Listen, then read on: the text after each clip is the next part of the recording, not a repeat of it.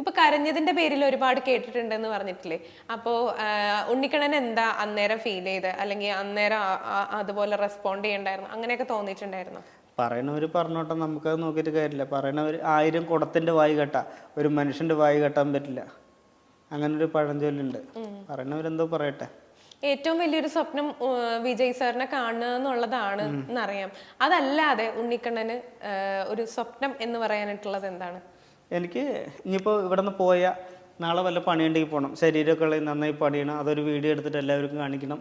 പിന്നെ സിനിമ ഏതെങ്കിലും കിട്ടി അഭിനയിക്കണം. പിന്നെ വിജയ് സാറിനെ കാണാൻ പോകണം, വിജയ് സാറിൻ്റെ കൂടെ അഭിനയിക്കണം, വേറെ ഭാഷയിൽ അഭിനയിക്കണം, വീട് നോക്കണം.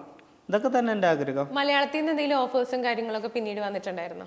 മലയാളത്തിൽ ഇപ്പൊന്നും ആയിട്ടില്ല. 1-2 പറഞ്ഞിട്ടുണ്ട്, മഴയൊക്കെ ആയിട്ട്. ഇനിയിപ്പോൾ ഓണമൊക്കെ കഴിഞ്ഞ പടമൊക്കെ തുടങ്ങും. പടം തുടങ്ങും അല്ലേ? അപ്പൊ ഇനി ഫുൾ ഈ ഒരു ഫിലിം ഫീൽഡ് തന്നെ നോക്കാനാണോ? അതന്നെ ഞാൻ